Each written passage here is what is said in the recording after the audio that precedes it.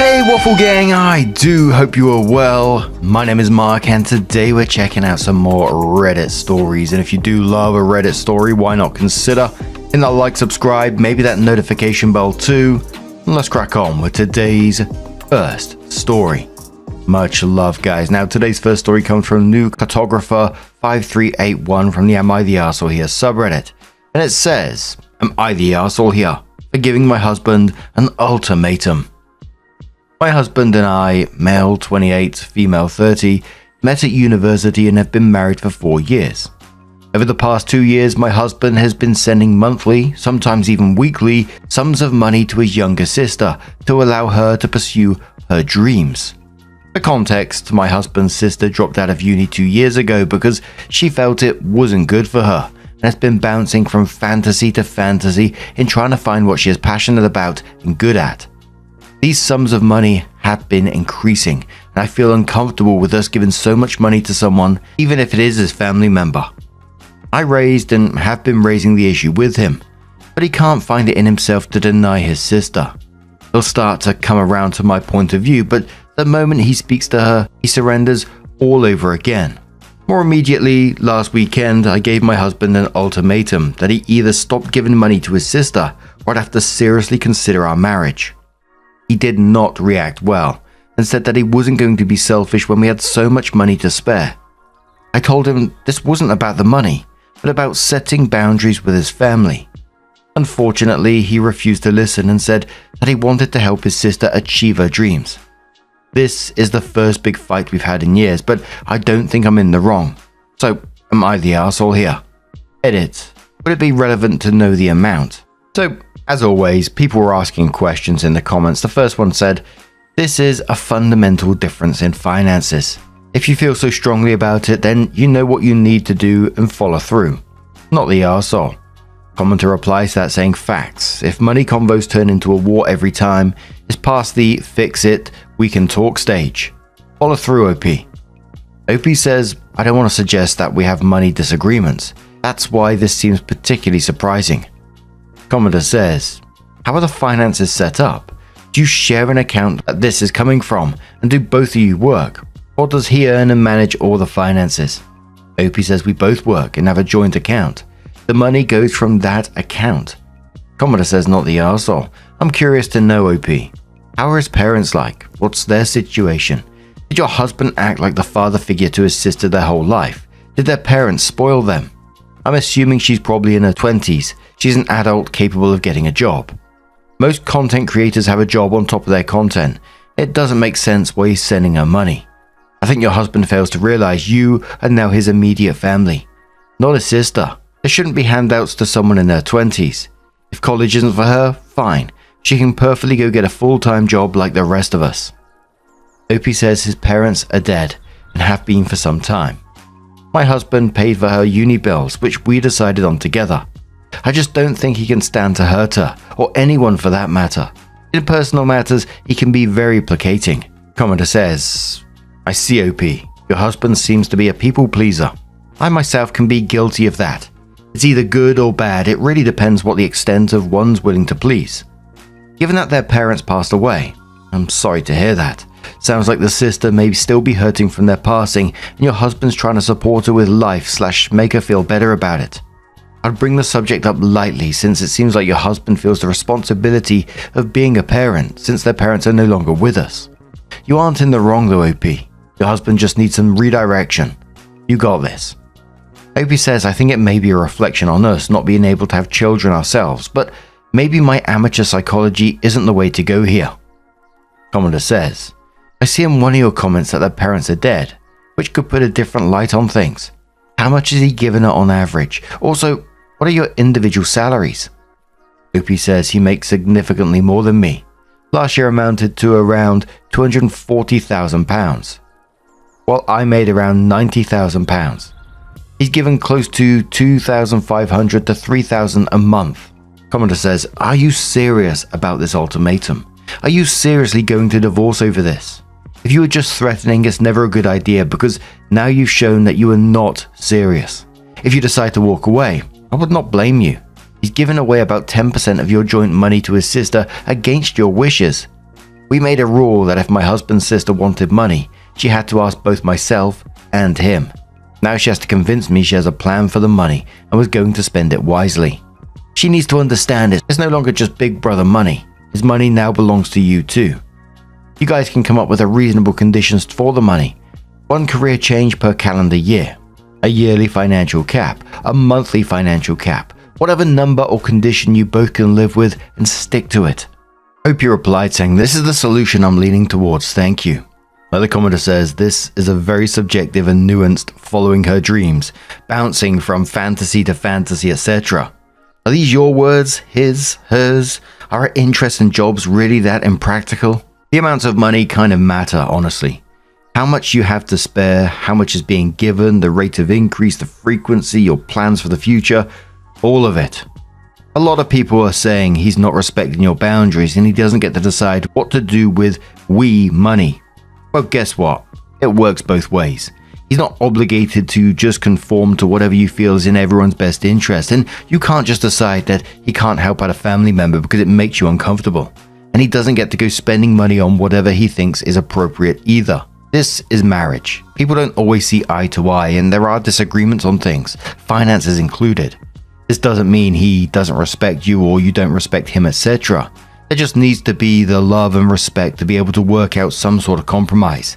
And at the end of the day, if something is truly a deal breaker, either of you are free to move on from this.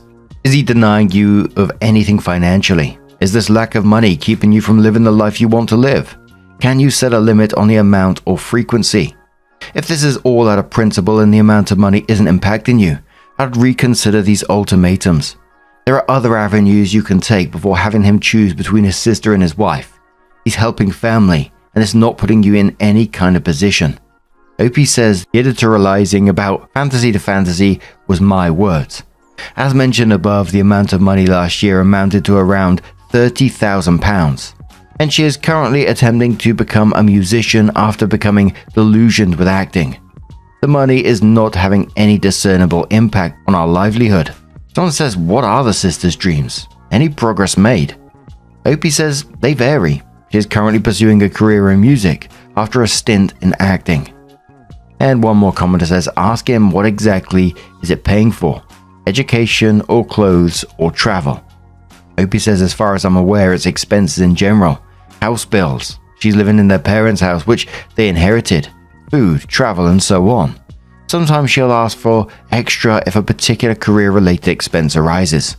It's difficult for me on this one, and it's like a proper minefield. Like, from my perspective, if one of my brothers was struggling and I had the means to do so, I would want to help. But, you know, if I was in a marriage at the same time, shared finances, joint account, yeah, I'd be having that conversation and making some kind of plan at the same time. What can we afford? What is acceptable, etc. And I wonder if there is some kind of guilt because of the dead parents and, you know, he wants his sister to exceed. And again, I wonder if she's exploiting that. You know, there's just so many little angles here, because it also feels like the sister's just bouncing between careers because she's never had to face any real consequences. Why would you commit when you're getting paid $3,000 a month? And it doesn't sound like OP's totally against it, just worried about where this is going to go in the future because it seems to slowly be increasing. There's no end goal. But it's going to be interesting to see where this conversation actually goes in the end, if they have a conversation, of course, because some of the comments were all over the place. Some people were just saying walk, other people were saying have that discussion. Some people suspecting the sister is, you know, exploiting the brother.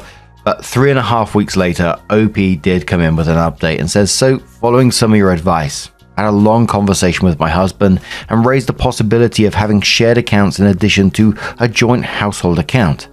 He was open to the idea, but again resisted reducing/stopping the transfers of money.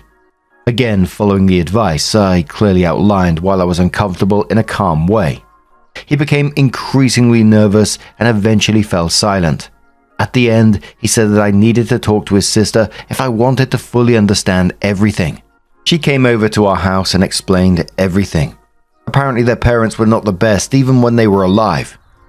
She now blames my husband for ruining her childhood because they were constantly being compared, and she was dismissed in favor of him as her interests were less orthodox. She views this money as compensation for the emotional abuse she suffered from their parents. I asked her if my husband had directly said or done anything to her at that time, and she said that wasn't relevant because what he was doing provided their parents with the opportunity to put her down. I want to say that I very much sympathized with her, but it still did not convince me that we needed to send our money. When I later raised it with my husband, he expected me to understand his actions and was very shocked when I still advised us against sending the money. He has apparently been harboring this guilt for many years and did not tell me earlier as he was scared. Wrongly so, I think less of him. To be honest, while I'm sure it is very painful for her, I don't see why my husband and me have to pay the price for his parents' wrongs. At any rate, we have at least temporarily stopped sending the money apart from still paying for utilities and necessities. I suspect we'll come to a compromise that involves a lump sum plus signing over their parents' house. Thank you for the advice. Commenter says to OP, so your sister-in-law is emotionally manipulating your husband even though he did absolutely nothing, and he's falling for it. Good luck with that. Do not have children with this man. He's in no way equipped to handle it. OP says, I honestly think it's something they've both simply accepted for a very long time. Commenter says, I wouldn't even adopt a fish with this man. He's putting his sister first before you and your relationship. If something happened to him financially or otherwise, would she drop everything to support him like he's done for her? Or even give emotional support? OP says, I always thought they had a close relationship. Less close than I thought, evidently. Someone says, has OP suggested therapy to her husband? OP says, I'm afraid he wouldn't be especially conducive to therapy. Not consciously, that is. OP on the house sister-in-law is living in and says it was jointly inherited by my husband and sister. Commenter says, info. Has sister-in-law ever had a long-term relationship? See where I'm going with this? OP says not to my knowledge, but in fairness, I'm not the authority on her personal life. Commenter says, to be honest, based off her behavior now, I'm truly wondering if she had a terrible childhood, or if she just felt like her parents should have coddled her more than they did. The fact that she's saying that his behavior is not relevant leads me to believe that she's exaggerating in order to make your husband feel guilty. OP says by all accounts their parents were very disappointed with her through most of her later youth. I do think that they were at the very least emotionally neglecting. Commenter says Sis has him believing he owes her restitution for some maybe favoritism during childhood. Sounds like they both could use therapy. OP says I don't think it was favoritism. They're very exacting parents who had very specific demands of their children.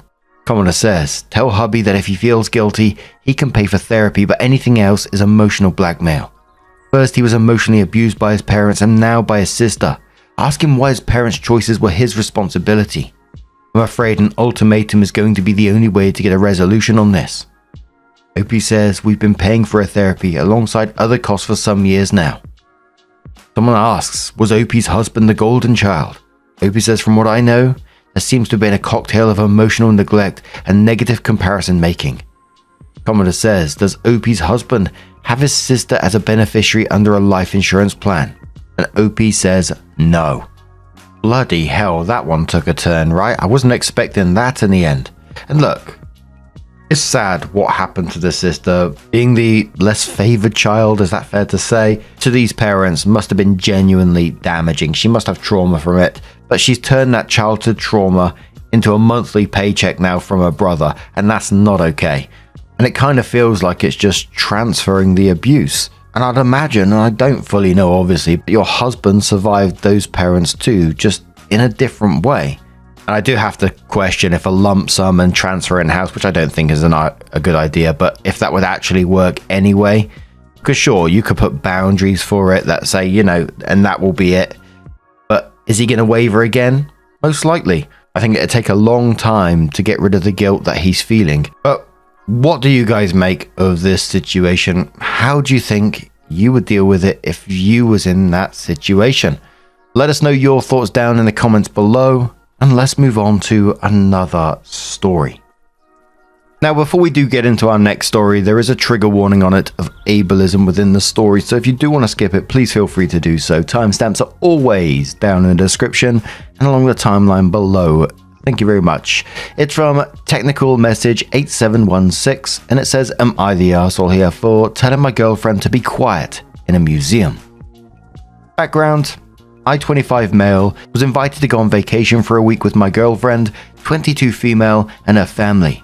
mother, father, brother, and his fiancée. I don't know what exactly her dad's issues are, but he's obviously got some sort of intellectual disability. During our vacation, we've stopped at a few museums and historical sites. Every single time my girlfriend wants her dad to walk with us. At first I was fine with it, but then I realized he can't read. At every stop my girlfriend is narrating everything for her dad. He's half deaf too, so she's either leaned right in close to him or speaking loudly so he can hear. Not only can he not read or hear, he hardly understands what is being read to him, so my girlfriend has to repeat half of it in simpler terms for him to get. I'm a fast reader, so I'll be ahead of them, but hearing my girlfriend yell out what I just read 3 minutes ago. Followed by her dad saying, "What's that mean?" And her spending another 10 minutes explaining what she literally just read and him still not getting it. This is why museums with narrated tours give them through headsets. I'm sure it disrupts other visitors as well. Which is why when we stopped today, I asked her not to narrate everything. She said she had to for her dad. I suggested he'd just get as much out of looking at the artifacts and pictures since he doesn't understand half of what's going on anyway. Then she says that's not true. He loves learning. He especially enjoys historical facts. Like, come on now. He has to be honestly reminded if a museum is interactive or not because he will try to touch anything and everything. That's his mental functioning level. I told her it's disrespectful and kind of obnoxious to other visitors for her to be talking out loud constantly while people are trying to absorb what they are reading. After a bit of back and forth, she told me I could walk way ahead of them so I don't get distracted, but she was going to read to her dad. Then at lunch I thought she was past it since everyone seemed to be in a good mood, but when she sat down to eat, she made a jab that no one should talk so I don't get too distracted while I'm trying to eat. She's still pissed obviously, and now so am I. That felt totally out of line. Am I the arsehole? I go to when I can and been to lots of museums in the past. And if I saw someone explaining to another family member, patiently explaining things to someone with a disability, I'd just be thinking, that's lovely, good on them, not how annoying.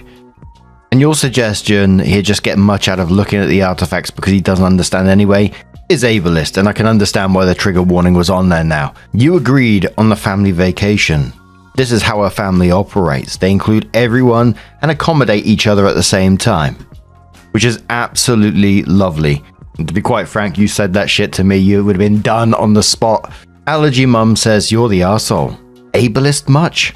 What would have been a reasonable question to ask is, hey, the museum offers headsets and audio accessible aids. Would that help all of us enjoy the museum together? Parents age. Parents need support when enjoying family time.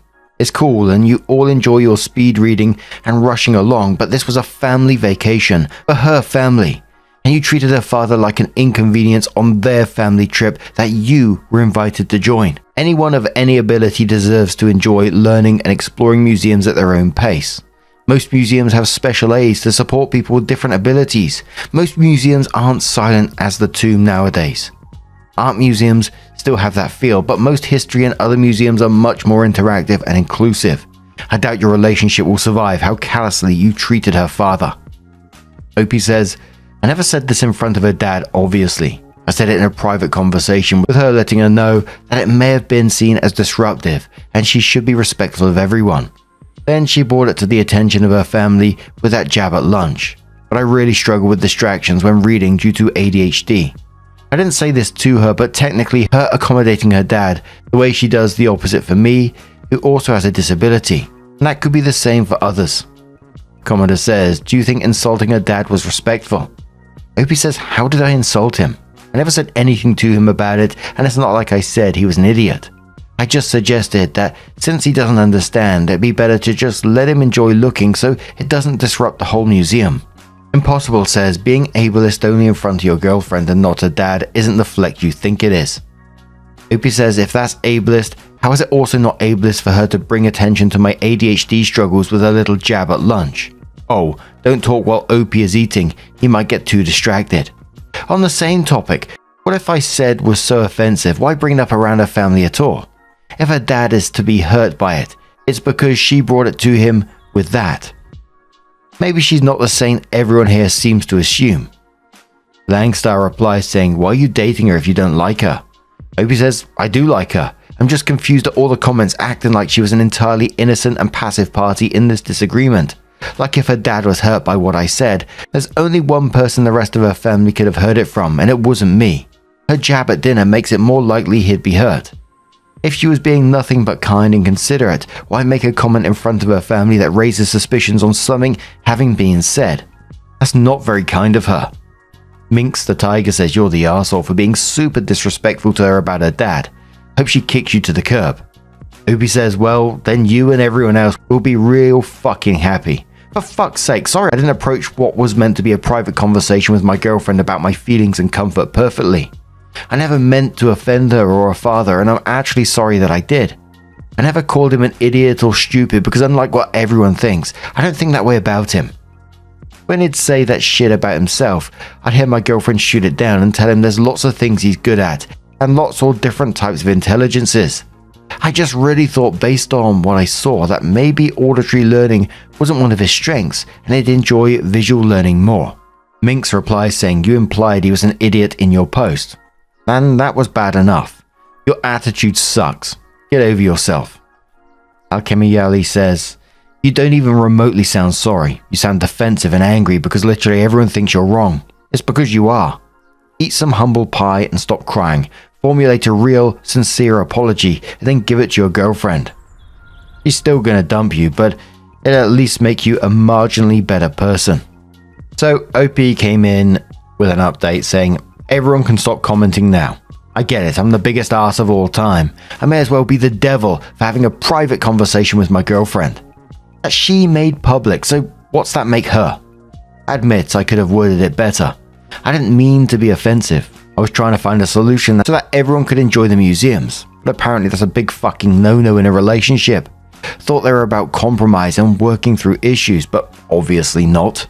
You'll all be real fucking happy to hear my girlfriend broke up with me, so you all can stop with the I hope she dumps your ass.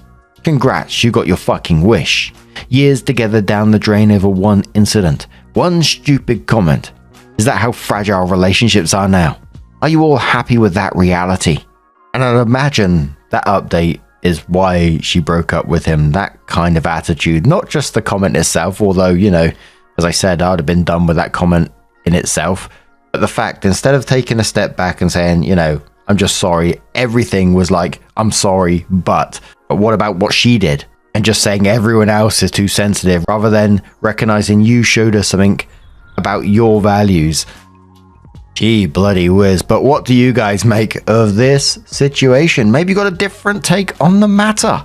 Let us know your thoughts down in the comments below. And let's have one more story.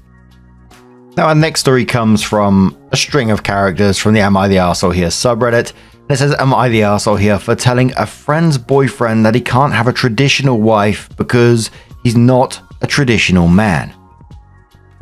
Oh, dearie me. It starts, I, 25 female, was hanging with some friends and their significant others last week. To make a long story short, my friend's boyfriend kept talking about how women no longer want to be traditional wives, and that's why many of them are single. I responded that in 2025, women don't feel like they need a man in order to provide the lives they want for themselves. He kept going on about what women used to do and how they were all about taking care of their husbands and household without complaining. I let it go on for a while, but I got tired of hearing his rant and told him that he can't have a traditional wife when my friend goes 50-50 on all the bills with him and works more hours than he does. I continued with he isn't a traditional husband and can't provide for his household like he's supposed to, so that my friend can stay home and do all those traditional duties.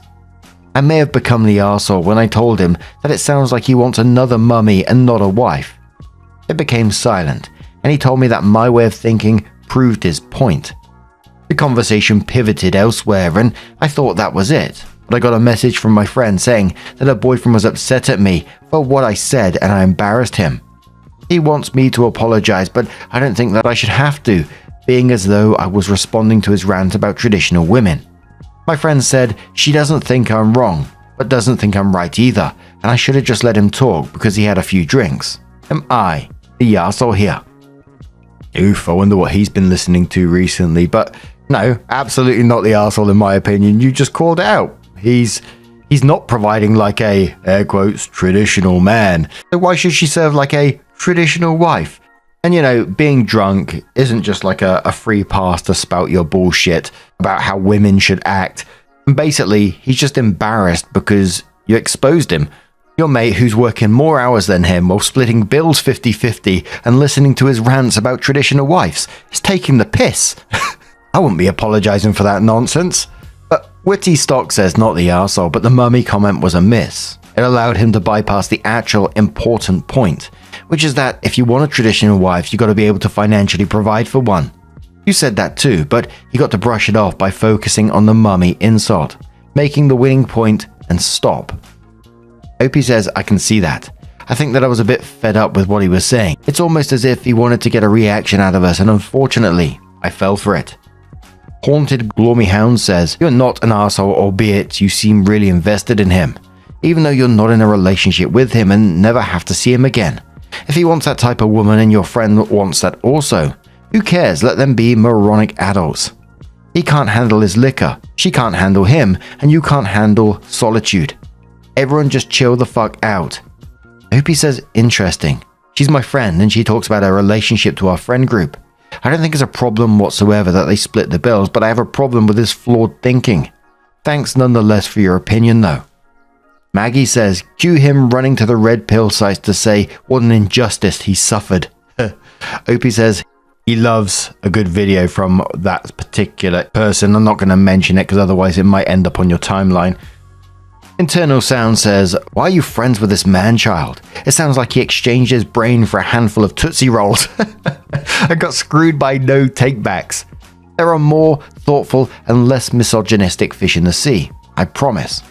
Opie says, to be honest, he's not my friend. He unfortunately dates my friend. The guy is a douche, but we accept him for her. But that seems to be a done deal now. Chard says, where was your husband when all of this was being said? Opie says, I'm not married. My boyfriend was at work, which is actually funny to me when I think about this situation.